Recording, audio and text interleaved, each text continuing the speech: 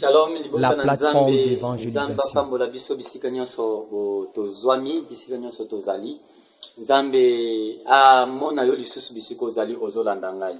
Na ndimisami ete na mokolo ya lelo ekozala lisusu malamu makasi soki to yebi ko partager lokomo ya mukie na ngonga mukie o ba pesi biso penza ensemble poto lobela eloko oyo na lina lobela les plus grands sujets des prières.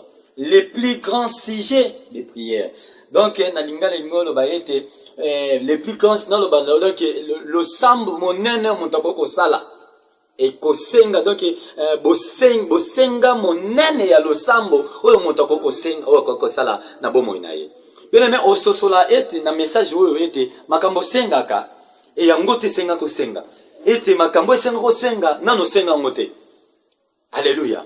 Na lina soso sa mutumo na poko lelo mais sona bandite na prière vraiment na okokolo ba malamu te yawe nzambe ya likolo na se pambola mana yo na ngolo sali biso lisusu nkolo ya koyeba nde boye kopema koloba kotambola nzambe ezangolu monene tika lisolo nango ebeta matango nyonso tozoko bila yango tango nyonso tozoko mona yango po baza ebele ba mona ngo lisusu te ba komona ngo pe lisusu te esi eleki pona bango komi trop tard kasi nzambo pesi biso bomo yo fele o eza hasard te pambola mana yo na tiki ngongo yo pai na yo na bonzi moma o na maboko na yo moto nyonso akolanda nkolo azala béni à travers ces messages et que cet esprit asosolisa e koleka maloba o ngana ko bimisa na moma oyo nkolo na nyonso na ebi ete na moma oyo oko utiliser biso na nzela molimo mo santo na yo afin que message yo passe normalement mais ce que tengami quelque part yo moko yebi place oko kende nzambe na bolingo koke ko bongisa ngona litoya moto ko yokanga na kombo na Yesu Kristo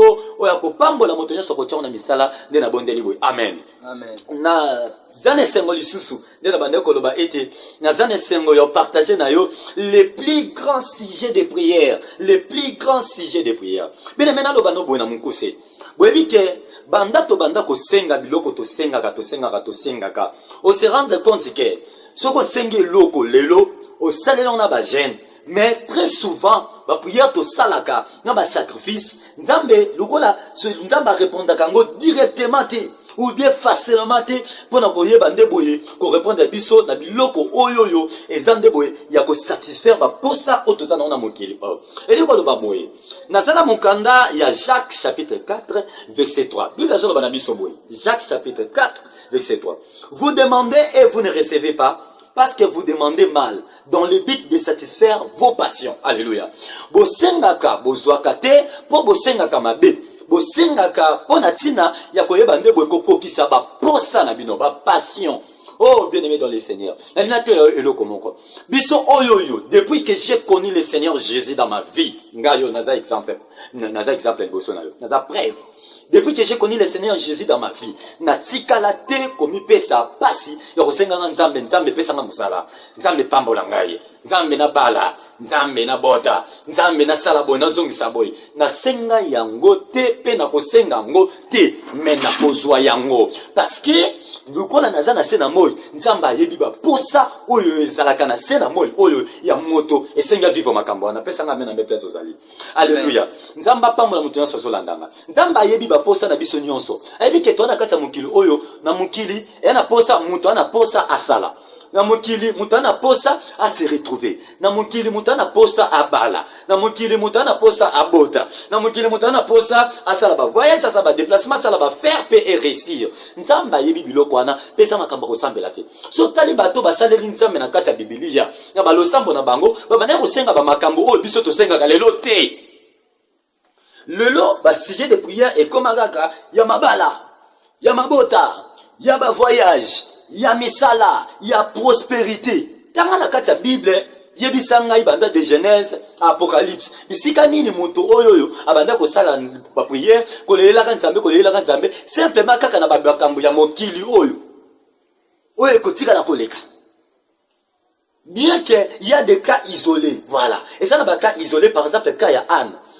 Tango lukola azaki ko tumisama ko tukama lukola mabota ndakide ko lela nzambe eza ba cas isolé mais eza priorité te abo moina biso mais nani na biso loko moko le plus grand sujet de prière o esengi yo sala Est-ce que bien aimé na tuna mutu na mako? Et si on pense déjà ko sambela nzambe odise, nzambe bo continuer le kolo, na zanga te mokolo na moko yo kozonga. O sambela déjà le quoi? Omoni mutu na ngana yo tuna o lelo yangwana. O vanda penza bozo le lapé. Nzambe na prière na yo. Nzambe mokolo kozonga kotika ngati. Nzambe kanda na yo za somo. Nzambe moto ezozela bato ba okota na lufelu. Eza somo ngate nzambe. Ozo le lapé nzambe. Eso sambela bongo.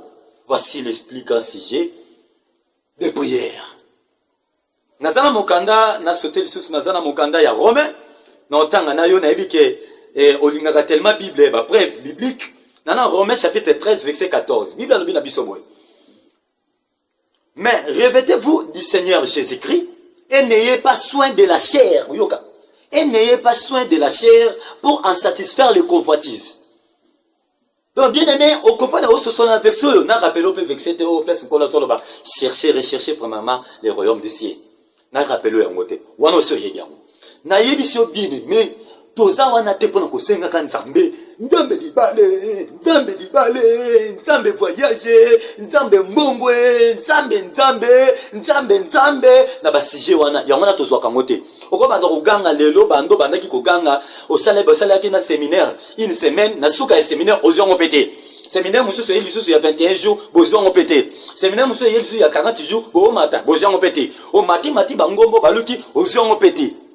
Parce que basije ya lolenge wana nzamba pesa ka moto kaka soki ta ekoki ta ya yemo ko nzambe selon planning na ye selon calendrier ya nzambe o mali ke biloko mususu o senga za ba biloko o senga to mi pesa passe ya ba jeune ko na pamba moto mako o mi pesa passe ya ba jeune et prière mi kotisa na kati ya bonzambe salela nzambe banga nzambe tambola lolenge nzambe alingi okomona ete nzambe en retour lokolo lu otamboli na bobangi nzambe eza recherche ya royaume des cieux okomona en retour okozwa oyo yo osambelaki kutu te oyo osengaki te nzambe apesi yo prospérité nzambe apesa biso misala tosengaka bamisala te nzambe apesa biso ozopambola biso tosengaki yango te bien-aimé tokutanaka nango évangile nini tomemi lelo mpona sukisa ya koyeba kosenga makambo esengaki tosenga te. Ça c'est quel évangile? Évangile ni toye nango lelo to banda kolukaka to betaka mitu na makambo esengaki to betela mutu te. Nzamba sunga mutu nyonso la ndinga na mokuse. Était le plus grand sujet de la prière à partir ya lelo banda ko bonde la paix. Sambela kapele la kanzambe. Nzambe na bo kontina yo. Mukole ko ya na bo moina ngai. Était oye pona kozwa ba yenge benina yo. Nzambe ko bosa na ngai te. Commission au sujet de prière. Nabandeli. Commission au sujet de prière. Nabandeli. Commission au sujet de prière. Okomona ete nabolingo ya makambo oyo eza ya seko nzamba kopesa yo o etikali na mike na pete nyonso lokola matabisi. Nzamba pambola moto nyonso alandaki ngai na kombo na Yesu Kristo kimi nzambe bila moto nyonso akobanda ko tiamo na misala pe akoma ko songe ko sambelaka pona bokonza likolo pona vie éternelle na ye azwa bokonza likolo. Nous allons chercher premièrement le royaume des cieux. To banda ko luka mona ba prière, to sambela pe na sanctification. O mona nzamba répondre à biso na biloko etikali mike to mipesa ka pasi. Que la paix du Seigneur et la bonté de Dieu et surtout le bonheur soit notre partage. Amen. Ce qui concerne biloko mokili et kufaka et polaka. Orosenga libala un jour au kufa alliance balongoli. Orosenga voyage un jour au voyage du sous-souté. Neboye na visa na yo passeport et ko inspiré et aux na sensité. Bakobwa kango okosenga nyonso na mokili yeba kokufa kasi bo moya seko bokonzi ya likolo soko sengi yango ekoki kokufa te nzambe apambola